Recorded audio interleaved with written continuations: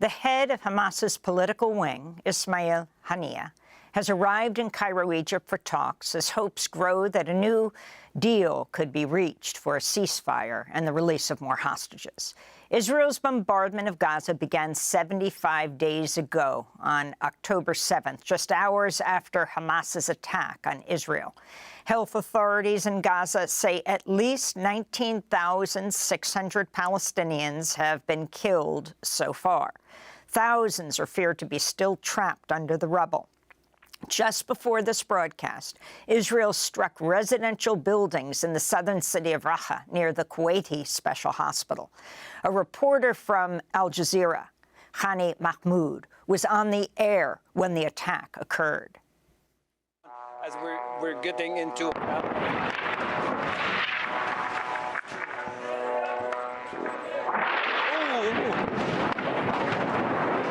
Yes. Oh my God! Did you hear that? Yes, we did.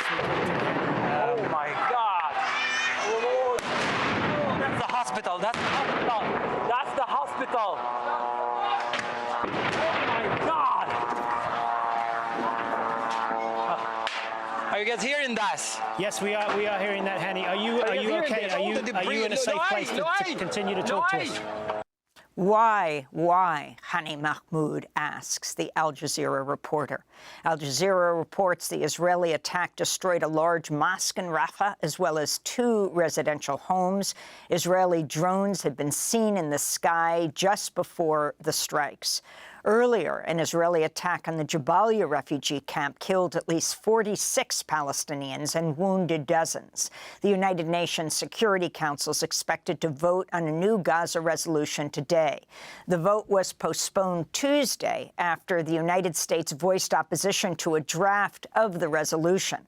On December 8th, the United States vetoed a UN Security Council resolution calling for ceasefire. This all comes as tension is growing in the Red Sea. U.S. Defense Secretary Lloyd Austin has announced the U.S. will lead a new military task force to protect ships in the Red Sea following a number of attacks by Houthi forces from Yemen. We're joined now by Rashid Khalidi, the Edward Said Professor of Modern Arab Studies at Columbia University here in New York. He's the author of several books, including his latest, The 100 Years' War on Palestine. His recent opinion piece for the Los Angeles Times is headlined, How the U.S. Has Fueled Israel's Decades-Long War on Palestinians. Professor Khalidi, I'm wondering if you can start off by just talking about the situation overall in Gaza. Your family is from the West Bank. You also have family in Gaza. And I want to just point out that I particularly named the journalist with Al Jazeera, Hani Mahmoud, because it has been so horrifying to only name journalists after they have been killed, and so many scores of them have died. Hani Mahmoud's bravery is astounding as we watch him through the Gaza Strip, and today, in the midst of this attack. Take it from there, Professor Khalidi. Well, he's very fortunate that he's still alive. Over 90 journalists have been killed in Gaza. We're now in the 11th week of this war. 283 healthcare workers have been killed. 135 United Nations workers have been killed. It's the highest death toll the United Nations has ever suffered in its entire history. And that's just a tip of the iceberg. You cited a number of 20,000 people earlier on, apparently having been killed. Probably the number is much higher because there are so many thousands of people buried under the rubble or missing. And we will probably not know the final death toll until many, many months from now when operations to remove the ruins of the buildings that have been destroyed are completed. The situation in Gaza is unspeakable. What we hear from my niece's family there is, I can't describe it. It's beyond belief. People are scrambling for the basic necessities of life and are sometimes not finding them.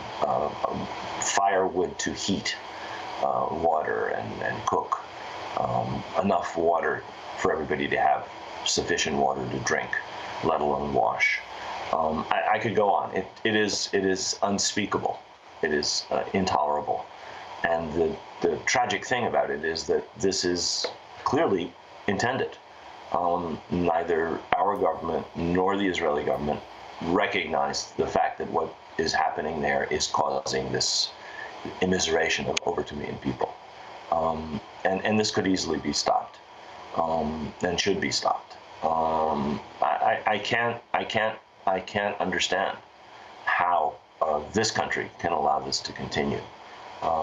The idea that going after Hamas entails the destruction of more than half of the housing in Gaza, the idea that going after Hamas entails the wounding of 50,000 people and the killing of 20,000, it's incomprehensible to me that our governments can be so callous and can be so determined not to separate itself from Israel as far as the basic nature of this war, which is really directed against the people of Gaza. Over 2 million people have been forced to leave their homes. This is the largest displacement in Palestinian history.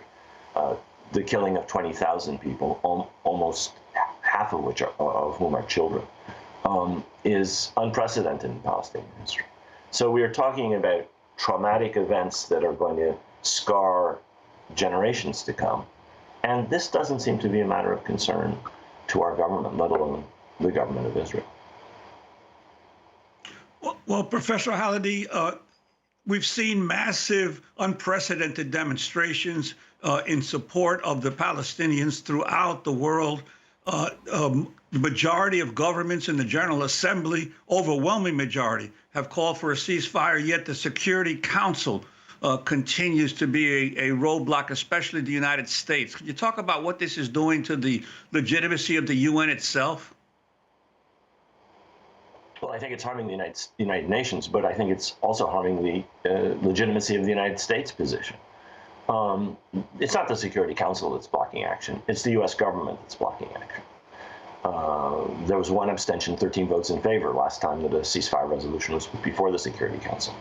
And they spent 3 days trying to get a resolution which involves not a ceasefire, but a humanitarian pause. And the United States has been obstructing that, as I've said, for 3 days. So I think this is going to harm not just the United Nations, because it's manifestly helpless in the face of this catastrophe. It's harming the United States. There is overwhelming support the world over for ending this. There's overwhelming support, sympathy the world over for the Palestinians. There is, I think the polls show very strong support, even in the United States, for ending this war, and at the very least for stopping what's going on so that humanitarian aid can get in. And the administration is clearly impervious to all of this. And I think the mainstream media, frankly, are complicit in this. Nobody knows that 4 major trade unions have come out for a ceasefire: the United Auto Workers, the nurses, the electricians, and the postal workers. The New York Times, for example, has not deigned to mention that. Well, that's a large chunk of labor. We're talking about a great deal of anger and opposition to the Biden administration's policy among wide swaths of the American people, and they just plow on as if none of this mattered. I find it very hard to explain, frankly. I wanted to ask you about, there have been numerous media reports of attacks on U.S. troops in Syria and Iraq that are threatening to expand the conflict beyond just the occupied territories in Gaza. But what the heck are U.S. troops still doing in those 2 countries? Has Congress authorized their presence there? Do the governments of those countries even want them there? Well, the government of Syria, the dictatorship of Bashar al-Assad, certainly doesn't want them there. And the pretext for their being in Syria is against the Islamic State. I don't think there is any authorization for their being there.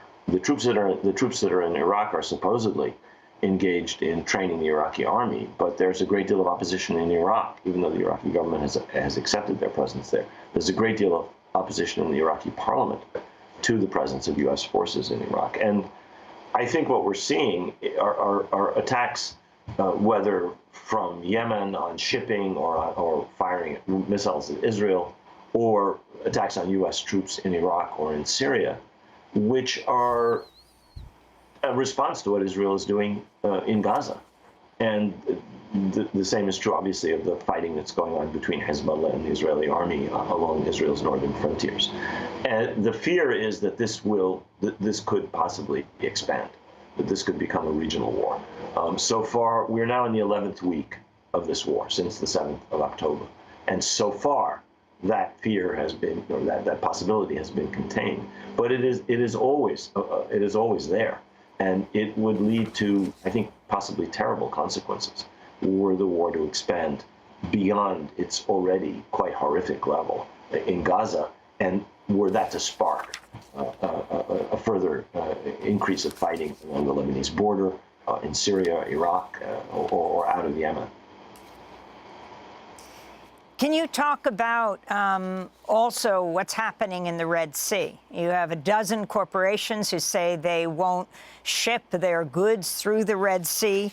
You have U.S. Defense Secretary Lloyd Austin announcing a 10-nation coalition to protect trading interests there, including Bahrain, Canada, France, Italy, the U.K., the Seychelles. Houthi officials saying that their drone and missile attacks will continue as long as Israel bombards Gaza. There is enormous anger in the Arab world about what is happening in Gaza. Things that Americans don't see or don't see enough of, the scenes of what is actually happening in Gaza, are being watched all over the Arab world and across much of the world. And the anger that people have and their frustration at the unwillingness of their governments to do more to try and stop this is palpable. In Saudi Arabia, people can't demonstrate. In some countries, they can demonstrate. But you talk to anybody in any of these countries, and public opinion is boiling. And the passivity of Arab governments in the face of this, their unwillingness to actually take action, I think is contrasts with Hezbollah, militias in Iraq and Syria, and the Houthis in Yemen actually engaging militarily in doing something. And I think it is really time for countries that want to have a ceasefire to begin to group together, whether Arab countries or European countries or countries in the global south, to group together and say there will be X, Y, Z sanctions if this doesn't stop. At the very least, if sufficient humanitarian aid, if sufficient field hospitals, if sufficient water and food and so forth are not allowed into Gaza, this and this and this will be done to Israel, which is responsible. And I think that there are countries that could do this, including Arab countries. Jordan has recalled its ambassador. Well, that's not going to affect Israel very much. But stopping the transportation of food from the Gulf to Israel, apparently the Emiratis are shipping food to Israel, would actually affect Israel. Doing things that threaten diplomatic relations would have an impact. Now, that in and of itself is not enough, but I think a lot more has to be done. The United Nations, as we can see, is paralyzed by the UN veto, by the US, I should say, veto. The General Assembly has done what it could, 153 to 10. You can't have a more lopsided vote than that. I think more has to be done to bring home to people in Washington in particular that this is unacceptable and actually unsustainable, that the possibility of this overflowing into a regional conflagration, which is always there, is only part of the damage that is being done. Whole generations are being brought up angry at the United States, enraged at Israel, all over the region. And Israel is going to have to deal with this for decades to come. The United States is going to have to deal with this for decades to come. We are seen as complicit. These are American artillery shells, American bombs, American rockets, American planes, American helicopters, American artillery that are being used in this war. 20,000 people have been killed mainly with American weapons, mostly civilians in Gaza. And people are not going to forget that, unfortunately. And I don't see a sense of the impact of this in Washington. I really think they live in some kind of a bubble, in some kind of a vacuum, in some kind of a fact-free space where they don't seem to understand the impact of all of this. What they're thinking and why they're thinking that is actually beyond me, as I've said. I want to ask you, Rashid Khalidi, about the Hamas leader, Ismail Haniyeh, in Egypt to discuss a possible new truce. The Wall Street Journal reporting Hamas is also in discussions with Palestinian rivals like Fatah about a possible joint scenario for ruling the West Bank and Gaza afterwards. Of course, Netanyahu is completely against this. If you can talk about the discussion of the hostage negotiations, where we've seen reports of possibly Marwan Barghouti, and if you can explain his significance being released for a number of Israeli soldiers released. Talk about all of this that's going on right now so people can understand what's next. Well, that's a big that's a big number. That's a large number of questions. I think the first thing, the hostage issue. There has been a huge problem around the hostages, because what Hamas has been demanding up until now is essentially an all-for-all exchange. All of the prisoners and hostages. I mean, there's some of the hostages are military, and many of them are civilians. And what they've been saying, apparently, from what we can tell from press reports, is that if you want all of the hostages, you're going to have to release all of the prisoners, and that is one possibility. I think unlikely. And one of the prisoners who could therefore be released is Marwan Barghouti, who's a senior Fatah leader who was convicted of multiple murders by an Israeli military court that he never recognized, and who might well be a candidate for president, who could win a majority of Palestinian votes.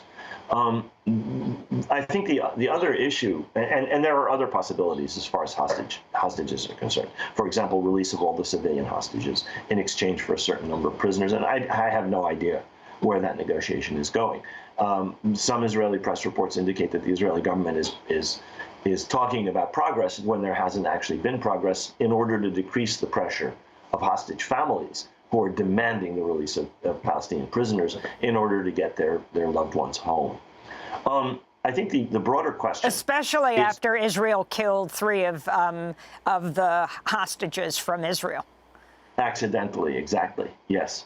And many others apparently have been killed in the bombing, and released hostages have said, we were terrified for our lives because of the bombing that was going on. I've read accounts in the Israeli press from released hostages who've talked about how the kind of danger that they were in, not so much from their captors as from the possibility that they would be killed by the Israeli bombardments. The other aspect of this is the political aspect. Hamas has a position in Palestinian politics that is not going to be eradicated, no matter what Israel does in Gaza. If Israel entirely defeats Hamas's entire military network of infrastructure, if it kills every single fighter, these are, of course, probably unrealistic, but even assuming that they can do that, Hamas continues as a political movement. Hamas continues to have support among Palestinians, not majority support, according to almost every poll I've ever seen, but a certain amount of support. When and if the Palestinians manage to put together a government, and everybody else is going to try and do it for them. The United States is going to try and impose its intentions on them. The Israeli government will undoubtedly try and do the same, and the Europeans, in their colonial way, will probably try and do the same, telling the Palestinians what's good for them and telling them who they can have and not have in their government. But when and if the Palestinians can get their own act together and form some kind of, for example, reformed PLO, there is no way to exclude Hamas from that. This idea that Hamas, because of what it did on October 7th, is completely excluded from Palestinian governance is a fantasy, an Israeli, American, European fantasy. You do not negotiate with the people who have already agreed to your terms. You couldn't do that in Ireland. You had to bring the IRA in. You couldn't do that in South Africa. You had to bring the ANC in. You couldn't do that in Algeria. You had to bring the FLN in. These are groups that had carried out horrific attacks, in many cases on civilians. These are groups that were described by the colonial power in South Africa, in Algeria, in Ireland, as terrorists or bandits, or they had different terms at different times. But the only people you really need to negotiate with are the people with the guns, after all. And until that fact gets through the thick skulls of people in Washington and in Paris and London, we're not going anywhere. They can pick Quislings, they can pick technocrats, they can select the Palestinians who are acceptable to them, who meet whatever test, who get down on their knees and condemn Hamas, or whatever litmus test is imposed. And those people will represent nobody, will have no credibility, will have no legitimacy, and will have no control over the situation. And so you are looking, barring an acceptance that you have to eventually deal with your real enemies, you are looking at a situation of unending Israeli occupation of the Gaza Strip, direct or indirect. You are looking at a situation which implies unending resistance to that occupation. How many people can they kill? If Israel claims that there are 25 or 30,000 militants, armed militants in Hamas, how many of them can they kill? 10, 12, 11, 15? There will eventually be others, people who are still there. And that means that an imposed solution, with Israel continuing to operate in the Gaza Strip, which it has said it intends to do, will provoke continued resistance. So nothing will be solved. And the reconstruction and the end of the misery of the people of Gaza can't take place until those kinds of changes from occupation to some kind of Palestinian governance takes place. And I don't see, you read the Washington Post, David Ignatius, the idea that Arab countries are going to go in and do Israel and the United States is dirty work for them is a fantasy. The Emiratis and the Saudis and the Egyptians and the Jordanians will not go in and govern on behalf of Israel. It is not going to happen. There has to be Palestinian governments of Palestinian territories. And that is going to have to, one way or another, involve all the groups within the Palestinian political spectrum. The Palestinians have been divided by their own, but for reasons that have to do with Palestinian dysfunction, but they've also been divided by the divide and rule policies of the United States, Israel, and the Europeans. As long as that continues, this festering sore will continue, and there will be violence, and it will not only be violence caused by hard men in Hamas, it will be violence caused by the horrors visited on the Palestinians by 56 years of occupation, by 75 years of colonialism, and the fact that people inevitably, necessarily resist occupation. They have to come to terms sooner or later with the fact, in Washington and in Israel, with the fact that Palestinian governance is a matter to be decided by Palestinians. And that is simply not in the mindset, if you read what comes out of Washington or what comes out of Israel, of our government or Israeli government or many European governments. Professor, we only have a couple of minutes left, but I wanted to ask you, you said that there's an unquestionable connection of Judaism and the Jewish people to the Holy Land, and yet that Israel, the Israeli state, is a settler colonial project. And in your LA Times piece recently, you called it, the assault on Gaza, the last colonial war of the modern age. Could you elaborate? Right. Sure. This goes back to the nature of Zionism. Zionism is a national project, which distinguishes it from every other settler colonial movement project. But at the same time, it was a self-identified colonial project. The Jewish Colonization Agency, the Palestinian Jewish Colonization Agency, is the term that organization, which existed until 1958, applied to itself. That was something that was accepted by early Zionist leaders. They argued they had a claim to the Holy Land. There was a connection of the Jewish people to the land of Israel. All of this is true, that there is such an attachment and such a connection. But Zionism is a European colonial project backed by imperialism, British imperialism, and which intended to replace an indigenous population with a Jewish population. As Zev Jabotinsky said, we want to transform Palestine into the land of Israel. And that meant a demographic transformation. And that meant dispossession of the population and theft of their land, as happens in every settler colonial scenario. So Israel is both the result of a national project, Zionism, and the result of a settler colonial project. You can walk and chew gum at the same time. There's actually no contradiction between it. And it's unique in that it was not just an extension of a mother country's population and sovereignty. It had its own independent ambitions to establish a Jewish state, not a British state. It came in under the protection of Britain, but it had its own aims, separate, independent aims. So it's a unique phenomenon in the modern world. And it learned everything it did from the British.